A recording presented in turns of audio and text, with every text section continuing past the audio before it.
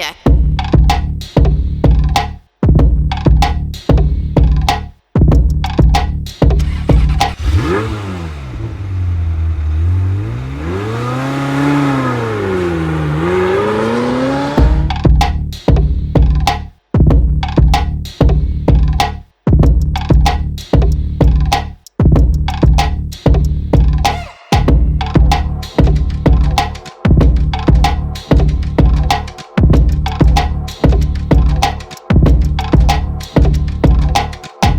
Hey guys, I'm here with Micah that built this incredible Hummer that I don't know much about, but we're gonna ask her. And I think what we stopped here, because when we walked by, a gentleman told us that Micah built this old truck by herself. And not only that, she drove it all the way from Missouri out here to the show. That Yes. You know, if you guys watch the channel, you know I hate trailer queens. I like builds that people actually drive. So that right away said, well, I want to meet Micah. I want to find out, you know, why you did that, because I respect any truck that can make it all the way here. So Micah, could you tell us about your truck a little bit? Okay. Well, and then thank you first for interviewing me. So this is a 93 Humvee. I purchased off of a auction site, govplanet.com. Okay. It's a ex-Marine Humvee. It was a 4-man soft top. The military had already started scavenging parts off of it, so it only had 3,000 miles. They actually didn't get a lot of use out of this, and it had a blown head gasket, left rear cylinder, and but that's okay. What I was primarily looking for was the body and the hood, and because from day one I conceived of having a Humvee that was pretty much exact opposite of what it was originally designed to do, which is off-road, go places where most vehicles don't. I just wanted a Humvee that I could drive every day. I wanted to be able to pull a trailer and go to a car show, you know, take another car to the show, or like come out here to SEMA and you know, 20-hour drive. And incredible. Yeah. Incredible. Then we talked a little bit, and even so you packed extra tools and parts, you really didn't have any problems. I didn't. So I actually started driving this about maybe 9 months ago, and working through bugs. So I already had about 3,000 miles on it. So you've been driving it? Mm-hmm. Yeah. Amazing. I had in June, originally my late husband and I, we put a C6 automatic transmission in it because that's what we had. Ford, yeah. But from day one, it gave us problems, slippage issues and everything. And I rebuilt the valve body, and that seemed to help, but then it just went right back to Those have belts in them too, right? That break off and stuff? And they were really dry. And not a huge fan of the C6 personally for heavy duty application like this. Right. In June, we were in Tulsa. We worked part-time for Meekum Auctions, and we were just running around town, and we got about half a mile away from our motorhome, and it just, you know, I mean, the whole trace was just locked up. And so we trailered it down there because we wanted to have our motorhome. We're staying a week, and we brought it back to Missouri, but in the meantime, between getting my transmission, my husband passed away on June 25th. And sorry about that. So I had thought about doing another automatic, but what I really wanted was a Tremec 5-speed. So I called up American Powertrain, and you know, they set me up with all the parts I needed, and I put it in, and I've not had any problems with it. That's the good thing about the manuals. Yeah. Okay, so it's a manual. Yeah, it's a manual. Amazing. Humvees don't have 3 pedals. This one does. So that was a lot of work, and you did that conversion.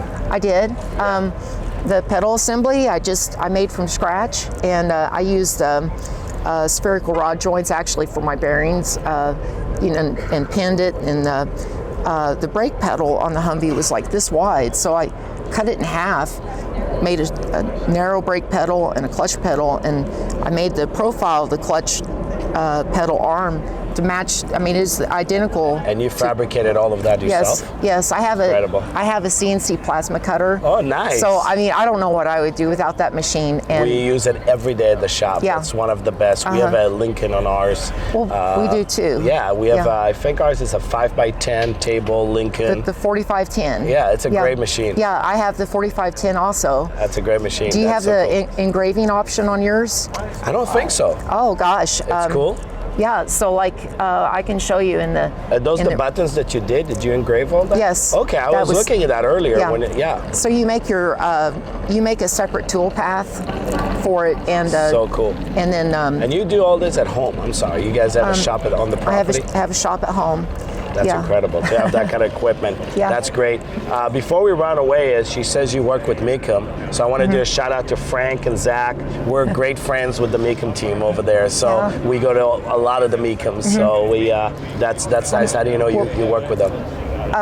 Will you be staying for next week's Meekum auction? I'm not, but I usually do. I do Kissimmee, and I do what's the other one? Indy. I do about 3 or 4 of them, but I can't go to all of them. It's just a lot of traveling, and I end up spending a lot of money over there, so it's a problem. So, well, I am staying on here in Vegas another week, and I'm going to work the auction. Okay, great. That's a great auction. I start out the first half of my week, I just park cars, and then usually when the auction starts, they put me on a tug, and if they have a car that doesn't start, I just pull it off. They have a good team, and I know I met a couple guys last time. I took my L88, my John Greenwood Corvette that was a race car, and the mechanics there were great. They helped us get some stuff fixed up, and they're a really good team over there. But going back, I had one question for you. The top, you fabricated the whole top? The whole top. So this was, remember I said it was a 4-man soft top, and all it had was the A pillar and the B pillar. Yeah. And it's like an extruded aluminum, and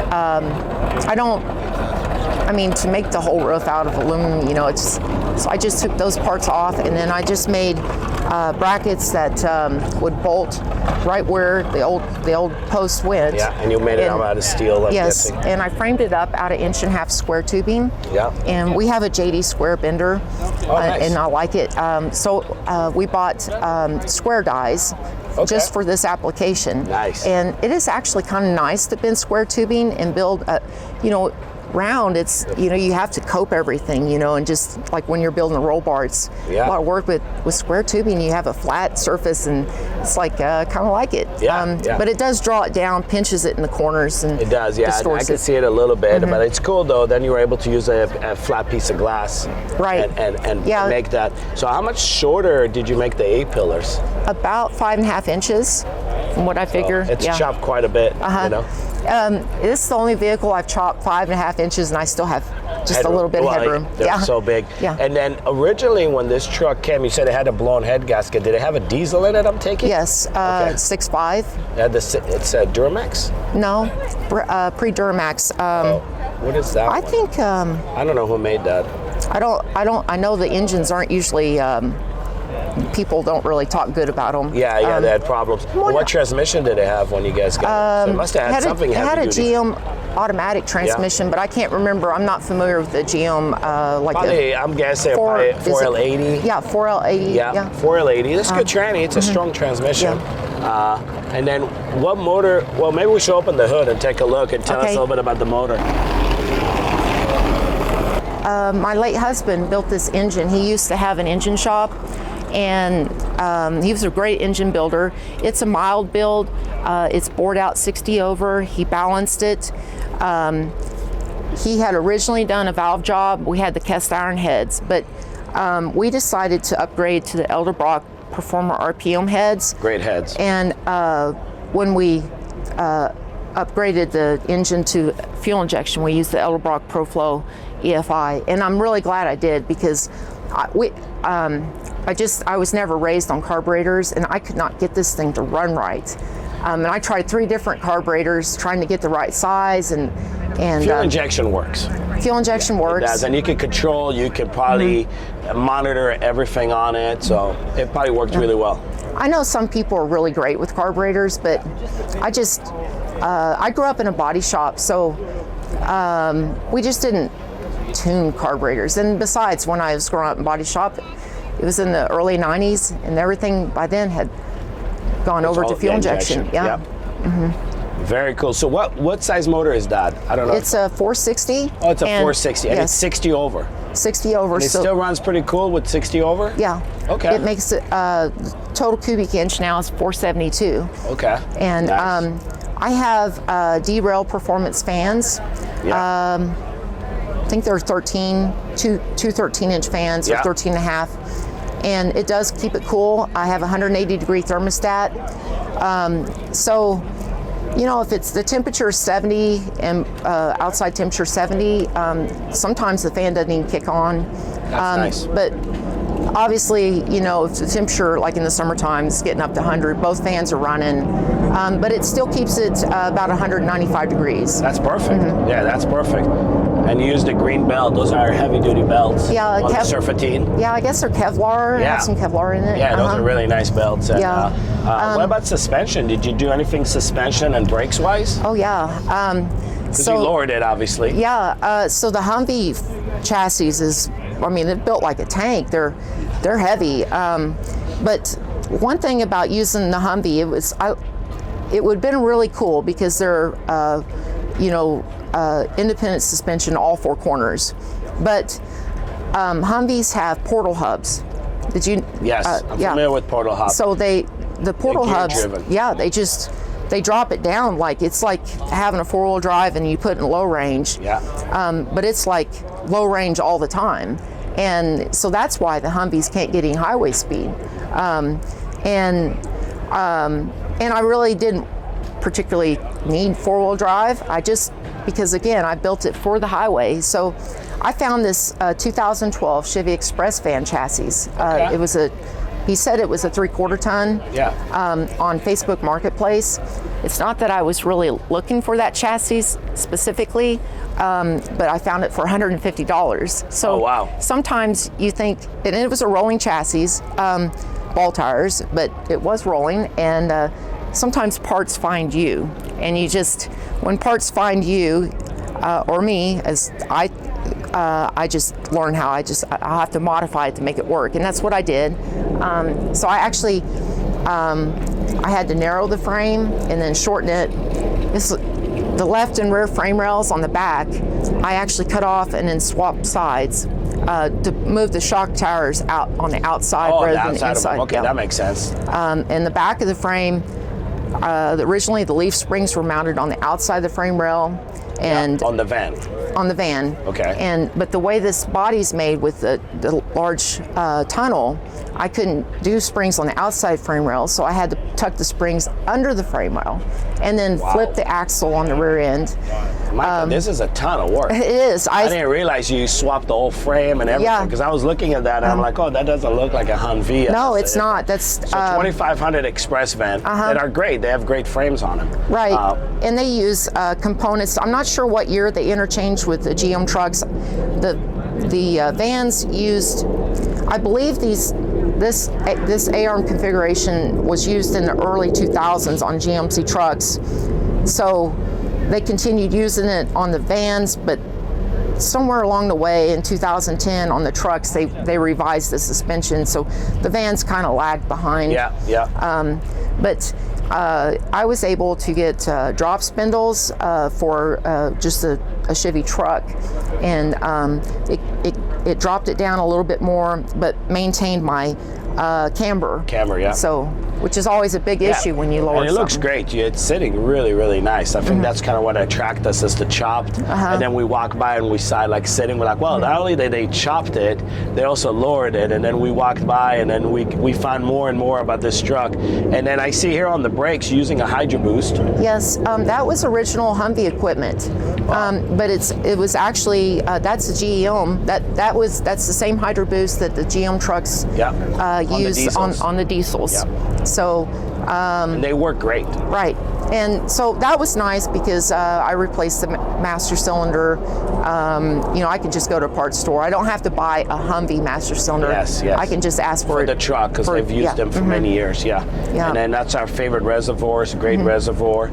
I did a crazy amount of plumbing on, I guess you could say, all the AN lines. Yeah. Oh my gosh, I turned in, I finally have a system now for making, doing those lines and cutting the steel braid without fraying it. It's a lot of work. It is, but I'll go ahead and share my secret if you want to know. Okay, yeah, let us know. So the fixture, like when you're making flaring steel tubing? Yes. Okay, so I have some of those, a variety of sizes of those, they go large. You can get them larger, like plumbers use for like copper or something. But anyway, I hold this. I tape it with electrical tape, and then I clamp it in one of those fixtures. And then I don't use a chop saw because that'll always. And I use a grinder with a abrasive wheel. Cut off wheel. I cut it right alongside that fixture. Yeah. You can turn those wing nuts, pull it out, zero fraying. Nice. And I use a little bit of anti-seize and just get it in. Yeah, and it goes together. So, but it took me several tries to learn that technique, but it works. Yeah. So and I can see all your fuel lines, everything is all braided lines, so it's very cool. I think I spent a small fortune on the fittings in line. Yeah. Yeah, it's very cool. And then I noticed also on the inside, you went a little extreme on the stereo. Yes, well, it's a little work in progress, but Kicker is one of my sponsors. Okay. So I do have a 15-inch subwoofer, a couple 8-inch subwoofers, a couple 7-inch mid-range, two 6.5-inch mid-range, some 4-inch. When I picked my head in there, I'm like, whoa, somebody loves their stereo in here too. But I actually, I was just. With losing my husband, this last few months have been a real grind getting it out here. So the stereo wasn't really a priority. I just got all the speakers in the holes. I built that subwoofer enclosure out of aluminum. Okay. So I wanted to teach myself how to TIG weld, and bought the material, bought a Lincoln pulse TIG welder. Okay. And which I found the pulse TIG really didn't help me. But I don't have any rhythm. Yeah. But anyway, it took me 10 days, and I was getting some pretty decent beads. Nice. All right. Yeah. Can we look at the inside? Yeah, absolutely. This door handles, is that factory, or did you do the little knob? No. On the okay. outside? So these doors are actually entirely built from scratch. Okay. So I like the top. I framed it out of 1.5-inch square tubing. I see that. And the doors I put skins on both sides, and then before I did the back first, then I set the door down on a table, and then I put pourable, they use it for building boat flotation foam. Stir it up real fast, and then you pour it in the cavity. So they're like solid. Right, and then I sand it down, and then I use a panel bonding adhesive and rivets. And I did the same with the skin on the roof. Wow. So it's pretty insulated. It is. So even on a 100-degree day, as long as you're moving, it's cool inside. But just like any car, if it's just sitting out in the sun, it will be hot in here. Yeah. But you have air conditioning? I have started. I've put a vintage air unit in the center, and I have my AC compressor, but I haven't made the lines or put the condenser on yet. So you just gotta still do that. Yeah, I'll probably end up finishing that out next spring. I would before summer. Before summer, yeah.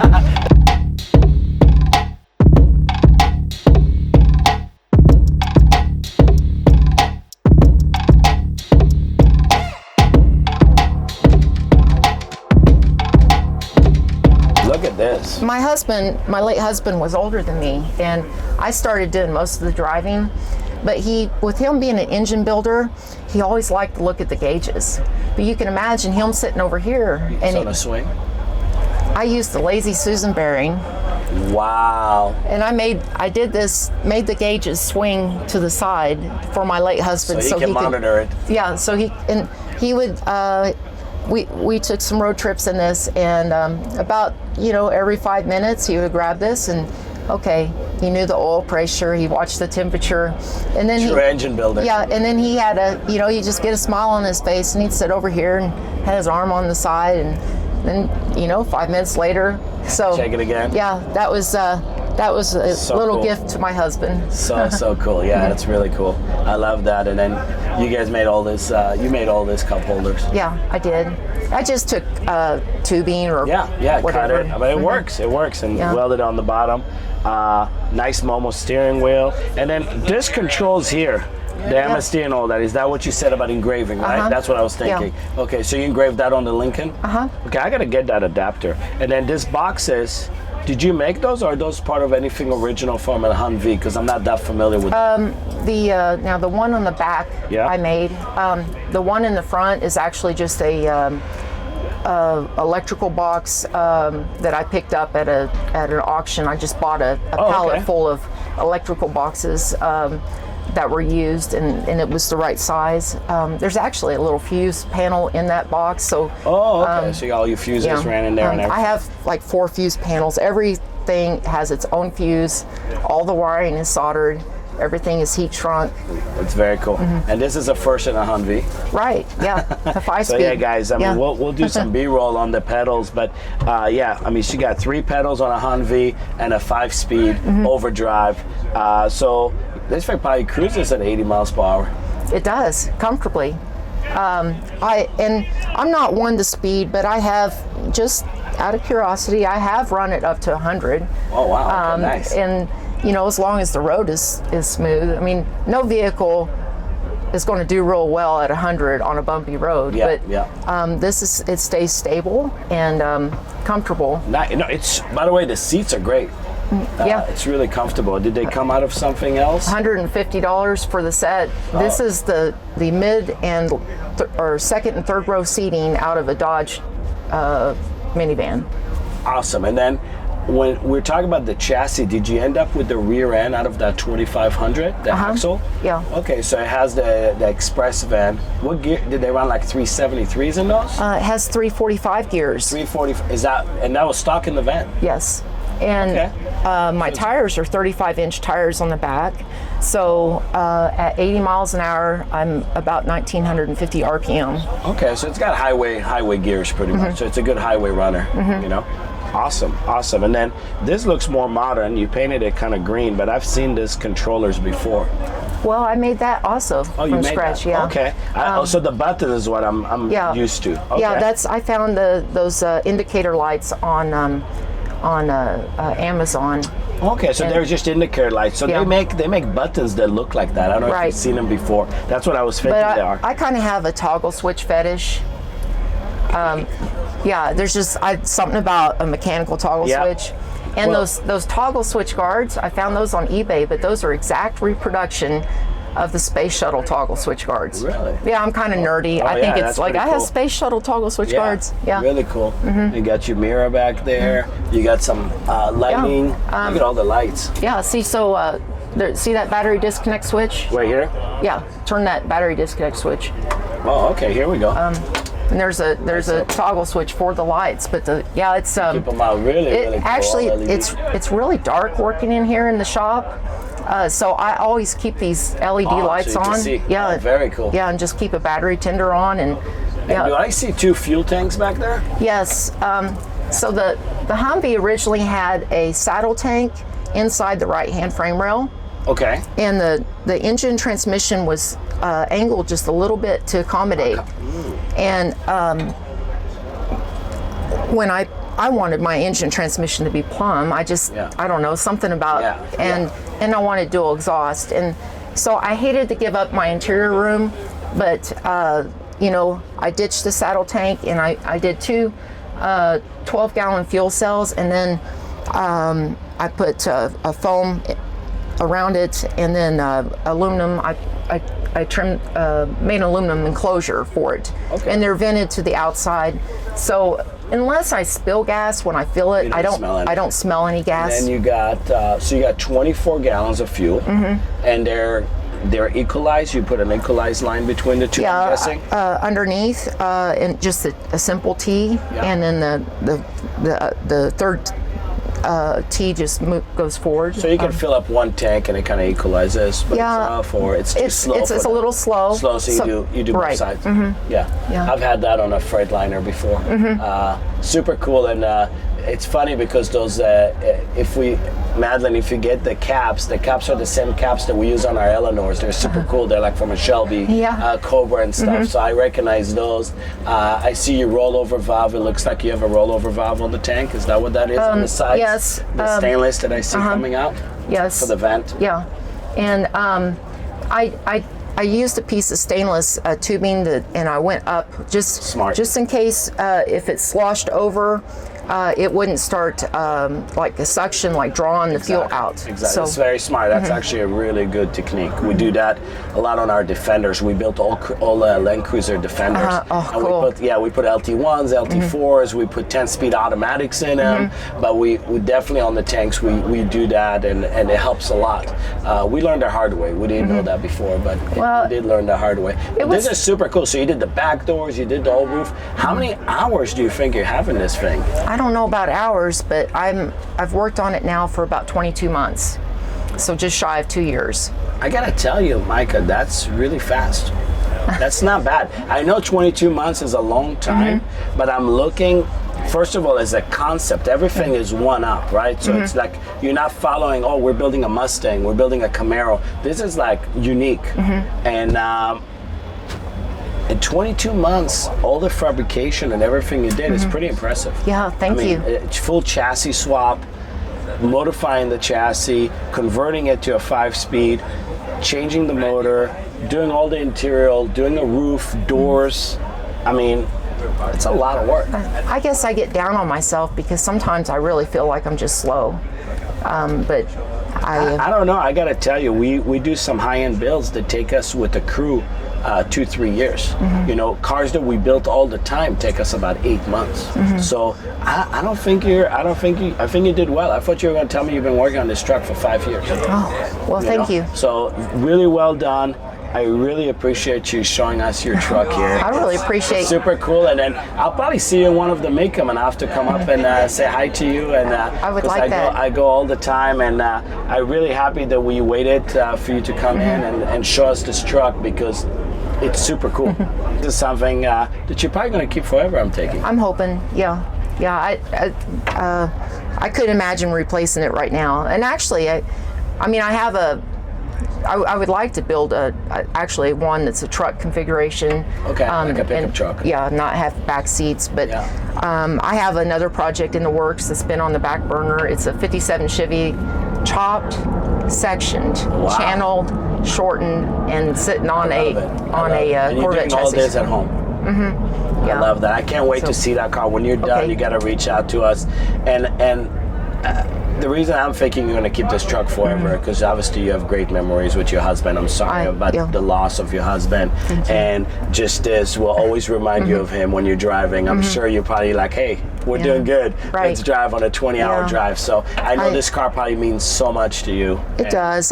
When I was coming out here, I have to admit, I looked over to this passenger seat, just yearning for him to be sitting here with me. But maybe in some way he was here with me. So I think he was. It was probably any time this thing started moving, it was probably him checking the gauges. So thank you so much for sharing this truck with us. Thank you. It was so nice meeting you too. I appreciate it.